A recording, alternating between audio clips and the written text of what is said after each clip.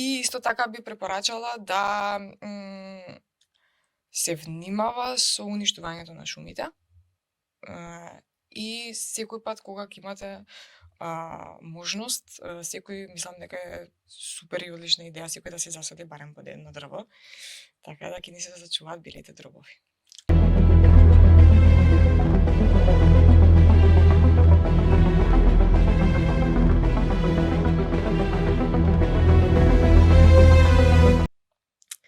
Добар ден на сите, јас сум Деспина Ковачевска, медија мониторка во Метаморфозис, а вие гледате Контекст, подкаст на Вистиномер.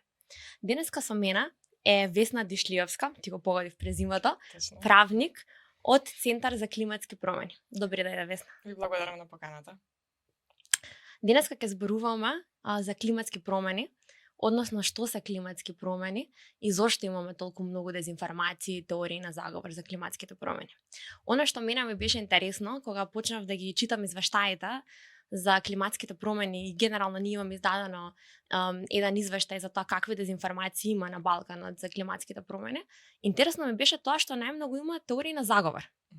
Точно. Да, што мене ми кажува дека многу малку, дури луѓето што креираат дезинформации, знаат за тоа што се климатски промени и ми беше еден индикатор, па дури и за мене лично, колку многу малку знам за оваа тема.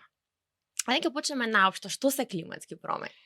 Најпрво да ви се заблагодарам на поканата. Во принцип би сакала најпрво да направиме разлика помеѓу тоа што е дезинформација, односно тоа е пласирање на одредена информација која што има за цел да манипулира со јавното мислење на општата популација, од погрешна информација. Значи погрешна информација е неточна информација, меѓутоа нема за цел измама на луѓето или да ги доведе во поголема група на луѓе во одредена заблуда. Сега во контекстот на климатските промени тоа е малце дезинформациите се малце пораширени во контекст на климатските промени, бидејќи климатските промени како такви означуваат подолготрајна промена на просечната температура. Тоа значи дека таа просечна температура се мери во периоди од најмалку 30 години. Додека пак времето е она што е краткотрајно и она што го гледаме денеска, утре и задутре. Значи денеска може би да врне, утре може да грее сонце и така натаму. А климата од другата страна дава информација за какви се одредени услови на одреден регион или одредено подрачје. Например, во одредено подрачје имаме топли лета, благи зими и така натаму. Сега климатските промени започнуваат кога оваа клима ни се менува. Да, беше интересно, читав некои исто истражувања дека во 2023 имаме највисоки измерени температури, поправиме ако не е точно. Да. И вака ако продолжиш ќе ми ја земаш работава дезинформации и погрешни информации. Тука исто ми го одговори прашањето пред време, значи што е разликата, како што рече, помеѓу тоа што е клима и време. Зошто толку многу дезинформации на оваа тема? Најинтересни мене ми се chemtrails и HAARP. Нели зборува дека имаме некаква машина што може да го менува времето, намерно не контролира и дека не трујат од воздухот. Зошто баш во лето најмногу има chemtrails и како, мислам, дали може воопшто да се контролира времето? Од аспект на chemtrails, голем број на луѓето ја застапуваат теоријата на заговор, според мене, дека има некој горе што не прска. Значи, научно никако не е потврдено, не е докажано тоа, апсолутно. Chemtrails се издувните гасови од авионите кои што замрзнуваат во атмосферата. И реално има многу голем број на извори, на научни трудови и рецензии во кои што граѓаните може да го прочитаат тоа. Меѓутоа не се согласувам со таа теорија на заговор дека луѓето има некој горе што не прска, дека некој ни го менува времето и така натаму. Да, без разлика дали се согласуваме или не со теоријата на заговор, климатските промени без разлика дали веруваме или не веруваме во нив, тие се случуваат, тука се и сите сакале или не ги чувствуваме последиците од ова. Ние исто така имавме истражувања на мерење на мислење на граѓаните, каде што за разлика од 2002, во 2004 имавме зголемен процент на луѓе кои што веруваат дека не постојат климатските промени и дека тие се измислени се со цел некаква контрола да не се воспостави. Тука спомнуваат и зелената агенда. Да зборувам малку за тоа, бидејќи како што реков, многу малце има информации во јавноста и тешки се овие извештаи за читање. Што се климатски промени, како функционираат. Многу луѓе мислат дека ако докажуваат и ги дават како доказ, добро, ако вистински постојат климатски промени и земјата постојано се затоплува, како тогаш пак имаме зима или имаме екстремно ниски температури? Дали може ова да не го? Тоа е најголемото прашање кое што е навеќе присутно помеѓу граѓаните, ако нели зборуваме за глобално затоплување и така натаму, за како се уште имаме ладни зими и ред други работи. Меѓутоа глобалното затоплување се однесува на зголемување на просечната температура. Пак зборуваме, просечната температура е она која што се мери најмалку 30 години и така натаму. Сега климатските промени најчесто влијаат и во начинот на струјење на воздушната маса. Например, не помалце сме се соочени со информација да прочитаме дека имаме ладен арктички бран кој што оди кон јужните предели на планетата и така натаму. Значи, пред неколку години исто се соочивме каде што во Сахара заврна снег. Значи, тоа се дел од тие климатски промени кои што ние ги гледаме последиците, меѓутоа се остава прашањето ние дали сакаме да ги прифатиме. Да го прифатиме тоа дека тоа е резултат на климатските промени. Но сега, како што реков, влијаат на начинот на како влијаат на начинот на живот? Особено например, еве кога имаме снег во Сахара, што се случува со тие луѓе кои например не се навикнати да имаат толку ниски температури или како ние се справуваме со топлината или во земји каде што не се навикнати. Мене ми се случи пред неколку години, отидов кај брат ми на гости, тогаш живееше во Франција и луѓето имаат 39 во Нормандија. И нема клими луѓето дома, и ние немавме и беше шок беше предобло, така што во принцип зборуваме за два различни термини, значи дали ние треба да се прилагодуваме на климатските промени или ние треба да ги бараме причините за климатските промени. Сега не помалку важно е прилагодувањето, да, ние може утре да градиме брани за да не се поплавиме, ние можеме утре да направиме нови техники и методи за начинот на производство на земја, развивање на земјоделството и така натаму. Меѓутоа ние треба, што според мене е најважно, треба ние да се трудиме да гледаме да ги намалиме емисиите на стакленички гасови. Тоа што значи дека ние со прилагодувањето на климатските промени, ние ги санираме и ги санираме и се прилагодуваме на последиците. А со намалување на емисиите на стакленички гасови, ние делуваме на самата причина за зголемување на дејството на климатските промени. Што би значило дека треба да ги правиме и двете работи паралелно, значи и да се трудиме да ги намалиме штетните емисии, штетните гасови во атмосферата и да работиме на тоа како ќе се справиме со климатските промени кои еве ние тука сите ги чувствуваме. Според мене приоритетно е да делуваме кон намалување на емисиите. Меѓутоа кога веќе сега тоа не е брз процес, меѓутоа сепак и прилагодувањето на климатските промени е особено важно. Те прашав како можеме да бидеме сигурни дека ова е вистина и дека овие извештаи кои ги гледаме не се манипулирани и дека овие мерења на температурата и мерењата на штетните гасови не се, не знам, измислени или намерно манипулирани од владите за да не контролираат.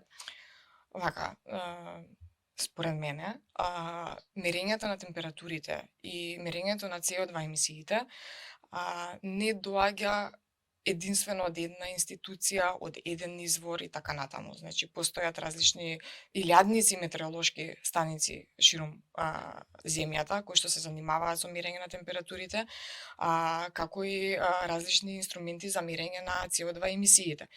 Сега, овие податоци се собирани од различни извори и од различни научници. Потоа овие податоци се препроверени од други научници кои што се издадени во рецензирани научни трудови. Така да, кога веќе имате голем број на спроведени методи од различни научници, со различни методи од најразлични институции, сметам дека шансата за манипулација е многу мала, бидејќи науката е транспарентна, темелна и проверлива. Така да, ако нешто до сега нели не беше вистина, ќе излезеше вистината на виделина, што би се рекло, и дека ќе излезеше некаков научен факт кој што би го побил претходното. Да, тука пак ќе речам ќе ме земаш работата, ние ова го работиме и во медиумска писменост и со ученици дека секогаш мора да провериме повеќе извори и дека нели не е доволно само еден извор да проверуваме. Ќе се навратам на Рек Битола и на праведна транзиција и на дезинформациите генерално што ги имаме за контрола и за манипулација на луѓето и како зелената агенда и намалување на овие гасови и се што правиме за да ги спречиме климатските промени влијаат на луѓето и животот на луѓето. Многу луѓе имаат страв дека ако почнеме да работиме, на политики на намалување на штетните гасови и на спречување на климатските промени, дека некој ќе изгуби работа. Дека семејства ќе останат, нели цели семејства конкретно ева во Рек Битола работат. Но и во светот многу ќе се смени пазарот на трудот и што ќе правиме со овие луѓе ако преминеме на зелена енергија? Вака, според мене, граѓаните треба да бидат информирани дека во минатото обновливите извори на енергија чинеа премногу, да, и беа скапи, не беа достапни. Меѓутоа, обновливи извори на енергија од ветер и од сонце во моментот во одредени држави се најевтиниот извор на енергија кој што може да постои. Според мене, да, ние сме научени дека јагленот ни е тука, дека не е пристапен и така натаму, меѓутоа тоа е ограничен ресурс. И ако мислиме дека тоа е на некој начин под наводници ефтино за нас, тоа е уствари скапо со последиците кои што се по однос на тоа е скапо во однос на еколошките и здравствените последици кои што се во државата. Значи ние имаме сега технологијата оди напред, ние имаме и можности за складирање на електричната енергија од сонце и од ветер. Така да кога не постои ветер и не постои сонце, ние пак можеме да користиме електрична енергија. Така да сметам дека оваа зелена транзиција е потребно да се направи. И сметам дека придонесува кон намалување на стакленичките гасови. Што би значило таа праведна зелена транзиција? Никој да не биде оставен позади, односно како што ќе се процесира процесот на праведна транзиција, така ќе преминуваме кон обновливи извори на енергија и никој нема да биде оставен позади, односно дека луѓето ќе бидат потребно кои што веќе работат во таквите производствени капацитети, индустријски капацитети, Ќе се преквалификуваат, да, и ќе преминат кон вработување во зелени работни места. Зошто тогаш толкав отпор? Зошто мислиш дека луѓето не веруваат дека може да преминеме кон обновливи извори на енергија и толкав отпор? Сметам дека луѓето веруваат дека можеме да преминеме, меѓутоа пак ќе кажам дека процесот не е едноставен и дека процесот не е лесен. Меѓутоа доколку постои заедничка заложба и верба дека